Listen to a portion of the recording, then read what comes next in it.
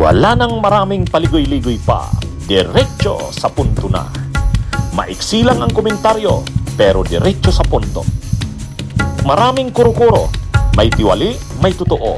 Dito, sa puntong diretso tayo. Punto, diretso. Sa totoo lang, itong si Bato, mga kabunyog, bakit ayaw na ni Bato na bakit parang si Bato ayaw na ayaw talagang maaresto, mga kabunyog? Alam nyo, kung isa sa nakikita kong dahilan dyan, ayaw talaga ni Batong maaresto, alam niyang magastos na makulong sa ICC. Nakita niya na ang gastos ni Duterte. Nakita niya na ang gastos ni Duterte sa abogado, yung pagdalaw sa kanya ng mga anak niya, mga apo.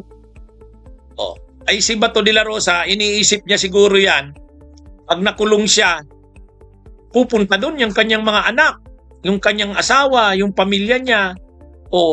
Gagastusan niya yan. Mabuti sila Duterte, maraming pera. O si Bato, marami ring pera, pero hindi kasing dami nila Duterte. Yung kung nagnakaw man sa gobyerno, hindi pala kung, yung ninakaw nila sa gobyerno, hindi naman kasing dami ang kay Bato, kila Duterte. Kaya maano talaga ito. Kaya yung kinakatuwa ni Bato na nakilala siya sa Pilipinas dahil kay Digong, naging siyang chief ng PNP, naging senador siya, 2 termino, dahil kay Duterte yon. Pero ito rin yung dahilan ngayon ng pinagdadaanan niyang hirap. Kaya siya ngayon wanted, nagtatago, dahil kay Duterte rin yan. Ang problema rin kasi kay Bato, sinunod niya. Ganon din si Bongo. Sinunod nila ang lahat ng gusto ni Duterte. Ang loyalty kasi nila kay Duterte, kahit mali, kahit alam nilang mali, tama ba yung pumatay ka ng tao? Kahit na hindi ikaw mismo yung pumutok, kahit hindi ikaw mismo yung nag-trigger, nag-pull ng trigger, pero masangkapan kayo para maisagawa yung mga pagpatay. O ngayon, anong nangyari? Kaya sila pinapanagot ngayon. Ewan ko kung may pagsisisi dyan si Bato. Pero sa tingin ko mayroon din yan. Kaya lang too late. Huli na. Huli na. Kahit si Bongo, kahit sinasabi niyang ipasa Diyos niya na lang yan, sa totoo lang, takot na yan si Bongo. Sa tingin nyo ba hindi na yan natatakot? Sa ganyan naglalabasan na ang mga arrest warrants. Nagpress con nagsabi pa si Attorney Matibag, lalabas na daw ang arrest warrants para sa iba pa. May nakarating daw silang kanilang impormasyon. Ang sabi ni Director Matibag, mga kabunyog, ganito ang pagkasabi ni Director Matibag. NBI says several individuals may soon face arrest warrants from ICC. Kaya si Bongo, naiisip niya yan. Grabe kasi yung packaging niya na hindi naman ako involved dyan sa mga pagpatay na yan. Hindi naman ako nasa PNP. Hindi naman ako Kaya lang, pag may mga order si Duterte, siguro yung listahan ng mga ililiquidate, mga high profile na high value targets, si Bongo ang tagadala kung kanino ang gagawa ng operation. At si kay Bongo rin daw dumadaan yung mga yung mga paabot. At kung may bibigyan na ng rewards dahil nagawa na yung pinapatrabaho, si Bongo rin ang nagpapadala. Yun ang Dahil dyan, co-perpetrator si Bongo. Si Bato, naman yan Sabi niya, ang sabi ni Bato, daw siya? Hindi niya daw kinakahiya ang ginawa niya nung panahon ni Duterte. Proud daw siya doon. Sige, kung proud siya, di panindigan niya.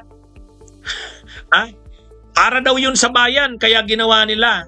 Di sige, harapin nyo. Kaya lang wala Noong panahon nila ni Duterte, kung bukang bibig nila noon, si Leila de Lima, sinabihan nila noon. Harapin mo na lang yan, Senadora Leila de Lima. Di ba, ganun yung dialogue nila noon. Ganun ang dialogue nila noon. Kung talagang wala kang sala, di mapapawalang sala ka dyan. Yun ang sabi nila kay Leila noon. Ngayon, sila naman ngayon. Sila naman ngayon ang kung wala kang sala, Bato, At kung sa tingin mo, proud kayo ng legacy ninyo, yung mga ginawa ninyo, di harapin nyo. Di ba? Yan yung yan yung... Ito namang si Bongo, ang sabi niya, wala daw siya diyang alam. Civilian lang siya, sabi niya. O sige, dipinsa mo rin yan. Kaya lang ang problema talaga nila, lalo itong si Bongo, o si Bato, ang problema ni Bato, alam niyang gagastos siya ng malaki. Ang sinabi sa kanya ni Sara, mayroon na daw siyang kilalang lawyer na magaling din na pwedeng makatulong kay Bato. Ang sinasabi ni Sara, may irerekomenda lang siya kay Bato na abogado, na magaling. Pero sinong magbabayad? Hindi naman inako ni Sara na siya ang magbabayad. Ha? O di magbabayad din yan si Bato. Kaya naiisip siguro ni Bato yan, ang laki ng gagastusin ko dyan. Tapos yung anak niya, yung asawa niya, yung mga apo niya, kung bibisita sa kanya, ang gastos na malaki niyan. Ang gastos na malaki niyan. Kaya siguro naiisip na ngayon ni Bato yan. Grabe pala tong problemang kinaharap ko dahil dyan sa war on drugs na yan. Kaya yung mga DDS na grabe ang pagtatanggol sa war on drugs ni Duterte, tingnan nyo ngayon ang nangyari sa inyong mga kasamahan.